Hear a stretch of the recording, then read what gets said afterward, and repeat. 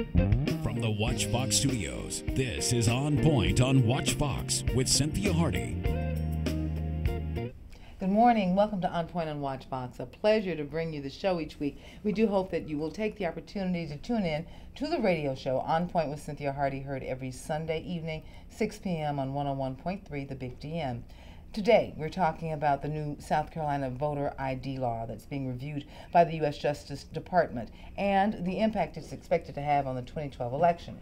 South Carolina Attorney General Alan Wilson has responded to U.S. Justice Department questions on the state's new voter photo ID law. The Justice Department has to approve South Carolina's election law changes under the Voting Rights Act. The State Election Commission estimates that nearly 239,000 of the state's 2.7 million active and inactive voters do not have state-issued driver's licenses or the ID cards with photos that the new law requires for voters to cast ballots at the polls. Supporters say it will stop voter fraud. Critics say the law will create problems for the poor, minority, and elderly voters who lack documents needed to get those state-issued identification cards. A recent Associated Press report indicates that blacks in some districts would be disproportionately affected.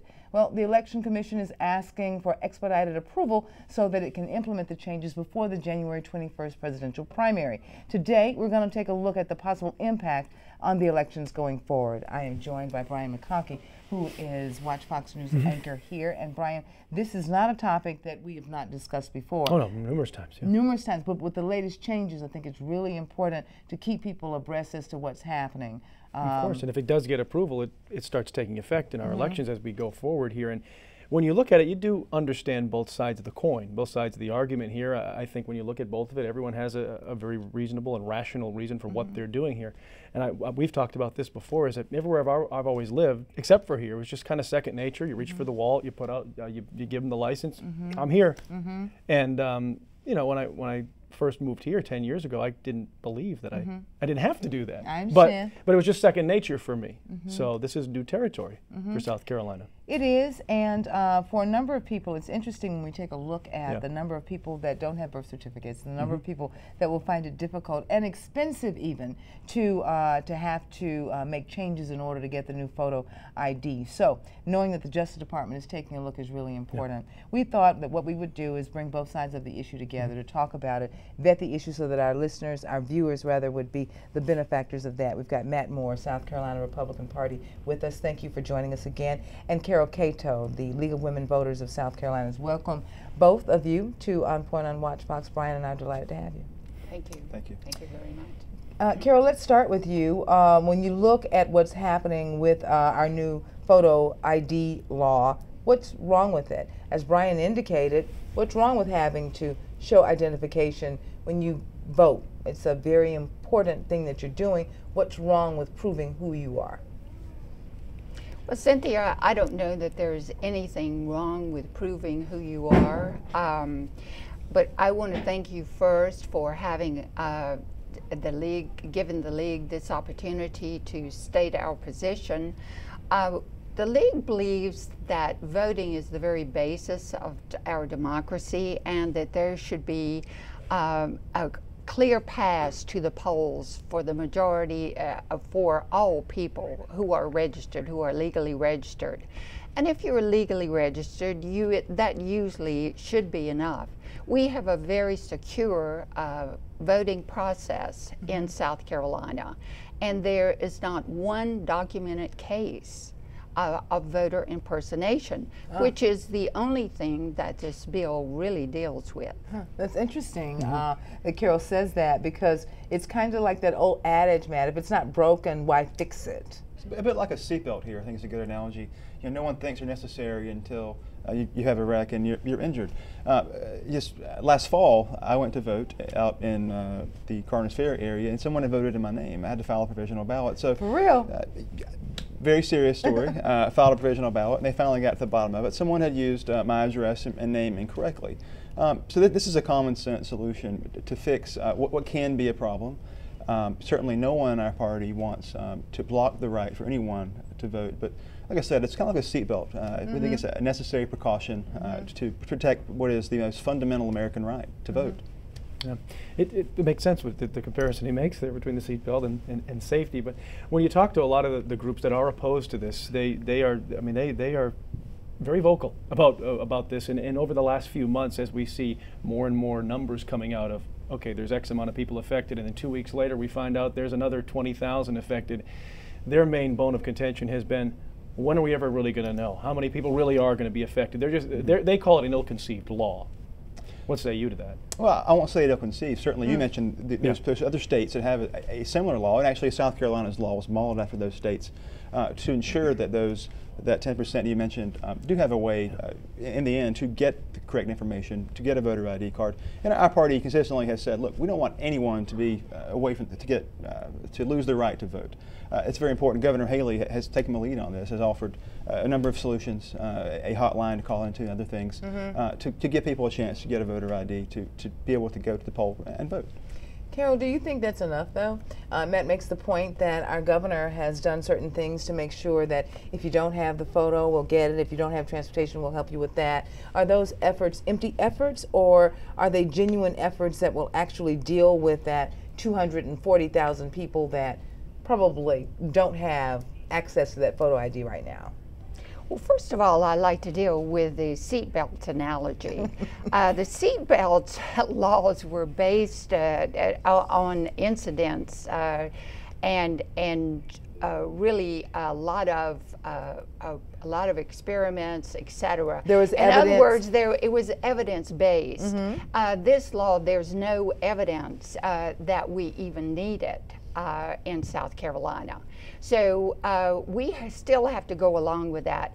This was not a bipartisan, this was not a biracial agreement in the State House. It was indeed one party, and it was one it was Caucasian driven. I was about to ask you, so what do you think they're trying to do, Carol? Just kind of implied in what you're saying is there's an overarching rationale for getting this, for doing it. What do you think they're trying to do? I wouldn't assign blame to anyone, but I'm very concerned, and the League is very concerned about the people who are going to be possibly disenfranchised. Older people particular, older women particular, because when you go to get your ID at the Division of Motor Vehicles, you must produce your birth certificate, which many of them do not have, and any name change. Well, this affects women far more than men because of the name change and marriage. Yeah, so we're very, very concerned about this. And the cost of it, Dr. Brenda Williams down in Sumter County has done an admirable job dealing with some of her people. They are trying to get them the ID at the DMV. And it's very costly. It is a very huge poll tax, $60 to $70 for each person to get their birth certificate and their marriage certificate. And you also have to have a divorce decree if you have been divorced. That sounds so complicated, Matt. It is complicated. It sounds very complicated, but one case of voter fraud is too many, if you ask me. And we're in a country now that has refused to a great degree to enforce its immigration laws, to allow anyone to enter the country. We feel it's a common sense solution, and like I said, our governor and others have made good faith efforts to alleviate the issue of these older people, senior citizens and African Americans who don't have proper credentials, and we want them to be able to vote. That is the bottom line. Gotcha. Well, why don't you guys stick around. When we come back, Brian, we're going to continue our discussion with Matt Moore and Carol Cato about the new photo ID law in South Carolina. We're going to talk about what's happening in other states, because there are other states that are also as impacted as we are in South Carolina. So you guys stay tuned and you guys stay put. You're watching On Point on WatchBox with Cynthia Hardy on Columbia's own WatchBox. Welcome back to OnPoint on WatchBox. Brian and I are talking about the new voter ID law that's being reviewed by the U.S. Justice Department and the impact it's going to have on the 2012 election. The State Election Commission estimates that nearly 240,000 of our state's 2.7 million active and inactive voters don't have state-issued driver's licenses or ID cards with photos that the new law requires for voters to cast ballots at the poll. We're joined by Matt Moore, who supports the new law, and Carol Cato, who opposes it, and we want to start by talking about what's happening in other states and maybe what we're learning. Before we went to the break, we teased that there are other states. We're not alone in this. So supporters would say, okay, since we're not alone, what's wrong with this? Other people are doing the same thing. What can we learn Opponents from those say others? it's a party agenda-driven thing. That's why it's happening in other states. But are models similar to what other states are doing here? Party-driven is an interesting point that he makes as well. Yeah. Our model here is similar to other states on this voter ID bill and other things, on the immigration bill that's passed this session as well. Finding common sense solutions in the states that the federal government won't offer for a variety of reasons. Call it gridlock in Congress, whatever you want to call it. Whether it's e-verify on immigration, the right of law enforcement to ask a detainee about their immigration status. To me, these aren't partisan, in our party, these aren't partisan decisions. They're common sense solutions that are necessary to ensure America's future. I mean, anywhere you go across the world, a democracy depends on common safeguards that protect the most fundamental rights. And that's what it's all about here. Well, Carol, as you listen to Matt talk, it seems to make a whole lot of sense when he says it. Yes, it does, but when you examine it, it doesn't make nearly as much sense. Well, tell me what you mean.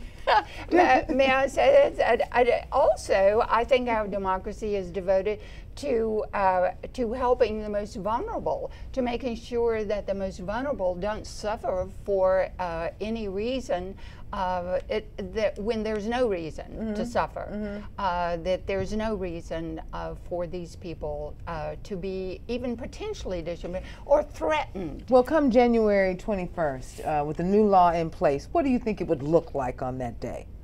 What do I think it would look like on that day? Who would be affected? What will we see? Will we see lines of students not being able to vote? Will we see a lot of, what do you anticipate the visual result to be on that day? Well, I think what Matt is not talking about is how punitive our law is and how much more rigid it is than other state laws. For instance, in Georgia, they have a list of the schools that will allow the students to use their student IDs to vote. Ours is among the most punitive of all the laws, and it leaves very little space for open. For instance, the word current.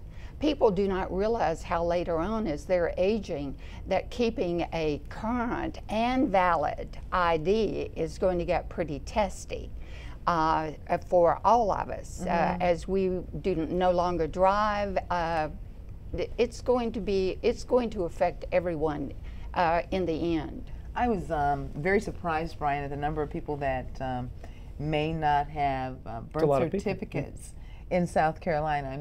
I just really didn't think about the number of people that are not born in hospitals, because when you're born in a hospital, their record keeping, all the proper documentation it happens. But if you are using a midwife and having babies born at home, as was the practice I understand in South Carolina, particularly in the 60s and before, then a number of people might get recorded in the Bible as baby Jackson or baby girl Jackson. With an inaccurate date or name. So Matt, you can see how those individuals would be very, very challenged. They deserve the right to vote. I agree totally. And what you're calling punitive, I might call strong in our party. We've made good faith efforts, and there was a nice debate about this in the legislature this session when this was passed. That there ought to be an effort made in our party and through state government, which Republicans to some degree control, to give those people.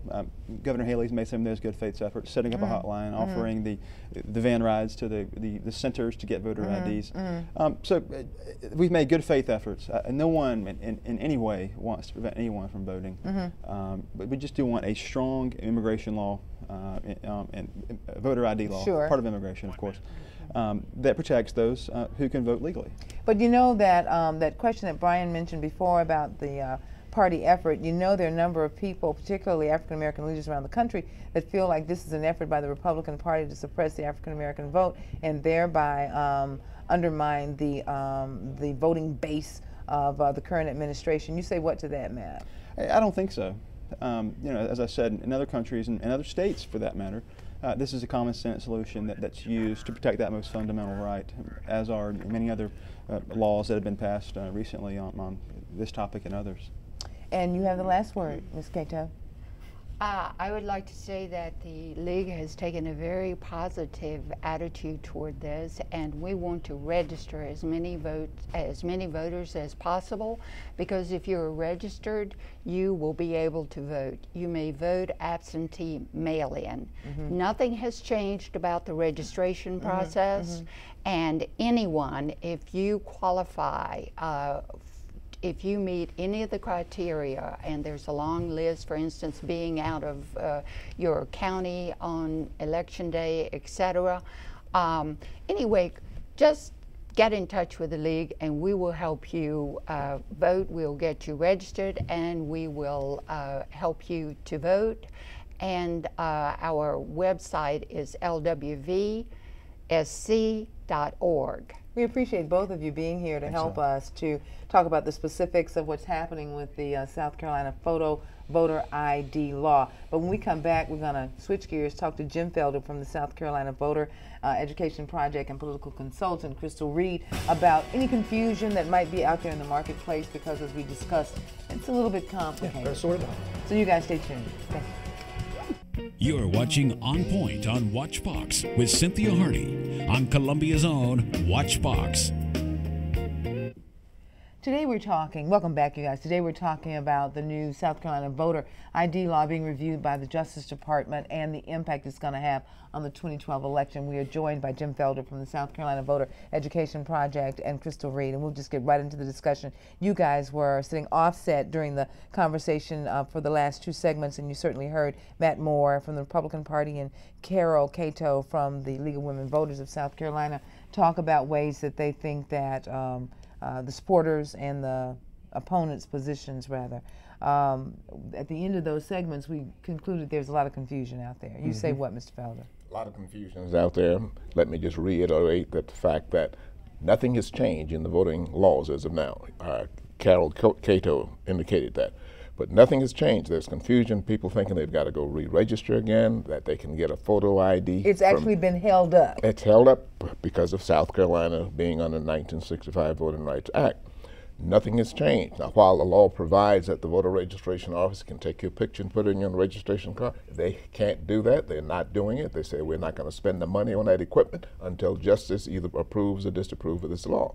So right now we're in limbo, but nothing has changed in the election laws as of right now.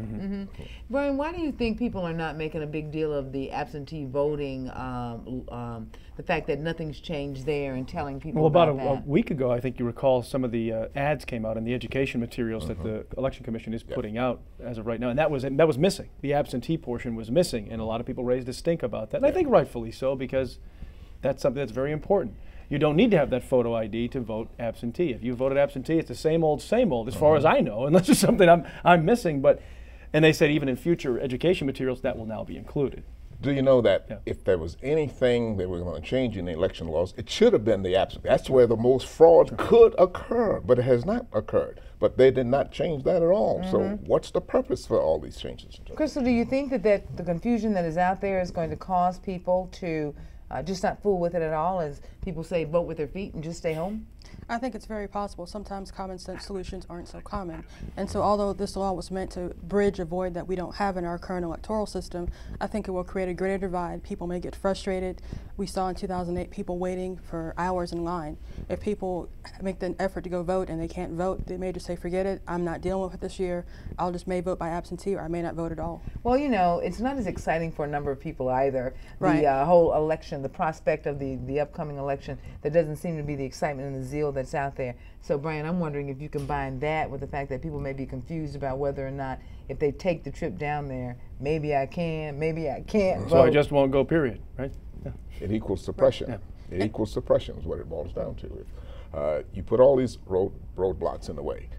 We want more people to vote, not less. 2008, 76% turnout.